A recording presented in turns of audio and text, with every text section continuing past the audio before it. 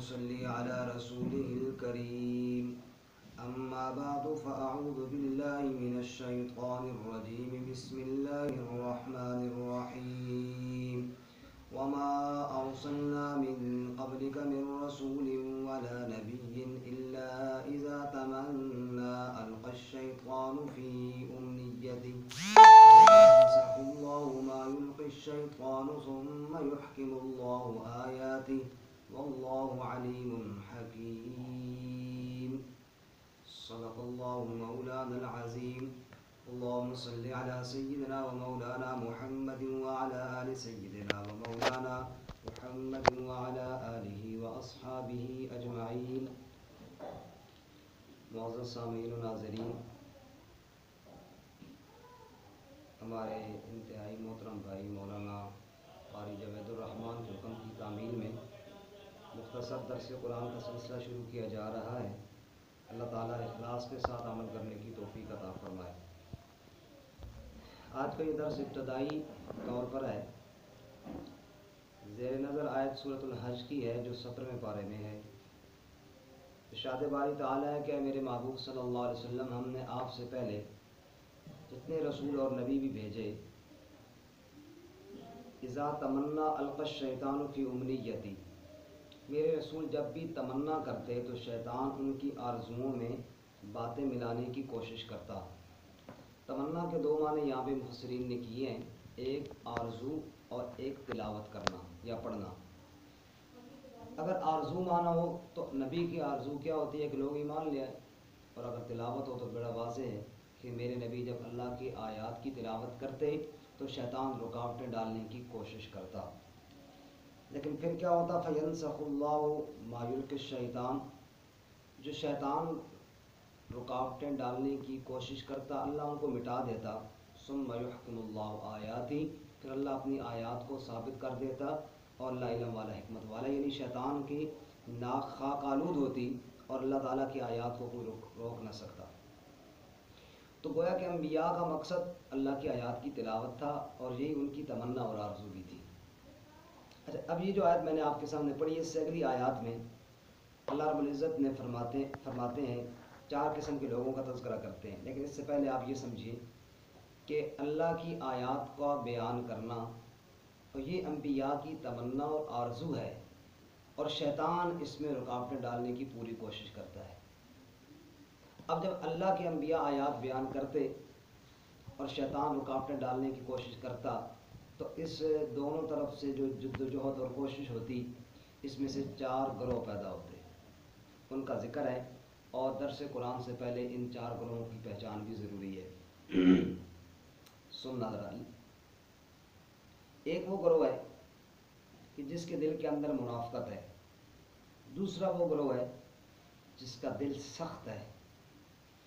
تیسرا وہ گروہ ہے جو اس قرآن پر ایمان کامل رکھتا ہے. چوتھا وہ گروہ ہے جو اس کا انکار کرتا ہے. 4 گروہ ہو گئے، ایک منافقین کا، ایک سخت دل والوں کا، ایک قرآن پاک پر کامل ایمان رکھنے والوں کا، ایک مکمل انکار کرنے والوں کا.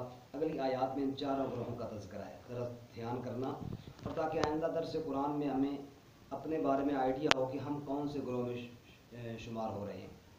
فرماتے لِيَجْعَلَ مَا يُلْقِي الشَّيْطَانُ فِتْنَةً لِلَّذِينَ فِي قُلُوبِهِم مَرَضٌ. یہ جو شیطان کوشش کرتا ہے، اس کا نتیجہ کیا ہوتا ہے کہ جن کے دلوں میں مرض ہے ان کے لیے آزمائش بن جاتی ہے. منافقین فی قلوبہم مرض فزادہم اللہ مرضا، قرآن نے دوسرے مقام پر بیان کیا. اور منافقین کی حالت کیا ہوتی؟ اللہ تعالیٰ بیان کرتے ہیں قرآن پاک میں کہ وَإِذَا مَا أُنزِلَتْ سُورَةٌ نَظَرَ بَعْضُهُمْ إِلَىٰ بَعْضٍ هَلْ يَرَاكُم مِّنْ صَرَفَ اللَّهُ قُلُوبَهُمْ. جب قرآن پاک کی کوئی صورت نازل ہو رہی ہوتی تو منافقین ایک دوسرے کو دیکھتے، ہمیں کوئی دیکھ تو نہیں رہا، اور پھر وہ کیا ہوتا؟ بھاگتے وہاں سے.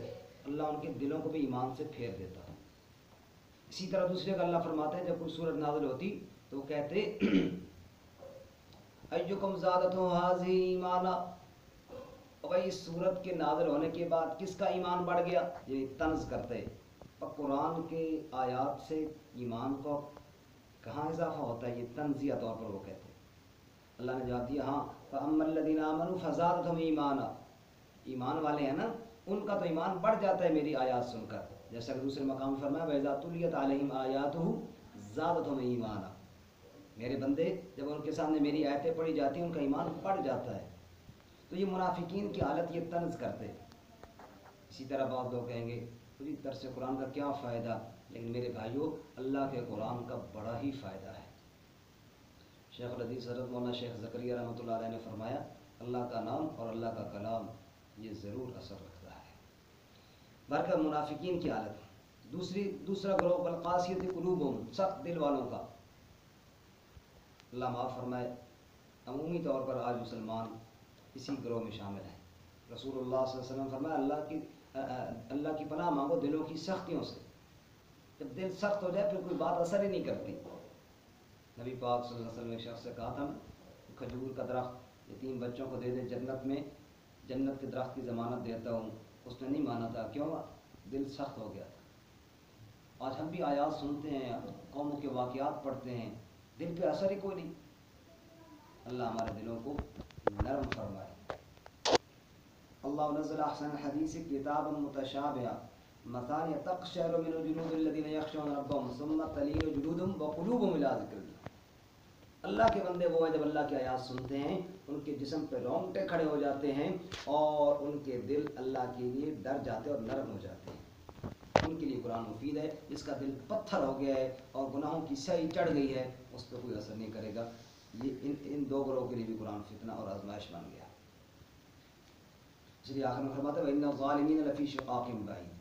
اس کے بعد تیسرے گروہ کا ذکر کرتے ہیں وَلِيَعْلَمَ الَّذِينَ أُوتُوا الْعِلْمَ أَنَّهُ الْحَقُّ مِن رَّبِّكَ۔ تیسرا گروہ ان اہل علم کا ہے جو یہ جانتا ہے کہ یہ حق ہے رب کی طرف سے، فَيُؤْمِنُوا بِهِ فَتُخْبِتَ لَهُ قُلُوبُهُم، وہ ایمان بھی لاتے ہیں اور ان کے دل نرم بھی ہو جاتے ہیں۔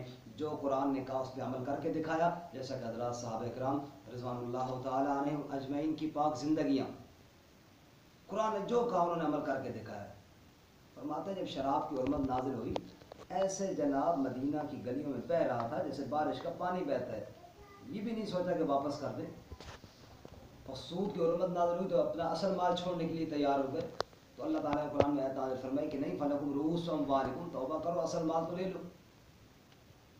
اسی طرح یتیم کے مال کھانے کے بارے میں وعید نازل ہوئی تو انہوں نے بالکل یتیم کا کھانا پینا الگ کر دیا، کہیں غلطی سے کوئی لقمہ ہماری طرف نہ آ جائے۔ تو اللہ نے پھر فرمایا وَإِن تُخَالِطُوهُمْ فَإِخْوَانُكُمْ وَاللَّهُ يَعْلَمُ الْمُفْسِدَ مِنَ الْمُصْلِحِ۔ بھائی تم ملا لو، تمہارے بھائی ہیں، اللہ جانتا ہے کہ کون جو ہے گڑبڑ کر رہا ہے اور کون جو ہے اصلاح کر رہا ہے۔ تو میں یہ عرض کر رہا ہوں کہ وہ ایسے لوگ تھے۔ تو چوتھا گروہ وہ تو ہے واضح طور پر انکار کرنے والوں کا وَلَا يَزَالُ الَّذِينَ كَفَرُوا فِي مِرْيَةٍ مِّنْهُ حَتَّى تَأْتِيَهُمُ السَّاعَةُ بَغْتَةً أَوْ يَأْتِيَهُمْ عَذَابُ يَوْمٍ عَقِيمٍ۔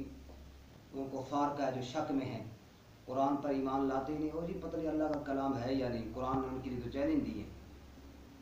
وَمَا قُلْ لَئِنِ اجْتَمَعَتِ الْإِنسُ وَالْجِنُّ عَلَىٰ أَن يَأْتُوا بِمِثْلِ هَٰذَا الْقُرْآنِ لَا يَأْتُونَ بِمِثْلِهِ وَلَوْ كَانَ بَعْضُهُمْ لِبَعْضٍ ظَهِيرًا۔ ساری کائنات کے جن و انس مل جائیں قرآن کی مثل نہیں لا سکتے۔ پھر دوسرا چیلنج ام یقولون افترا قل ان افتریتہ، آپ یہ کہتے ہیں کہ گھڑ لیا ہے، اگر میں نے گھڑ لیا تو تم کیا کرو فأتوا بعشر سور مثلہ مفتریات، سورہ ہود میں فرمایا تم بھی 10 صورتیں بنا کر لے آؤ۔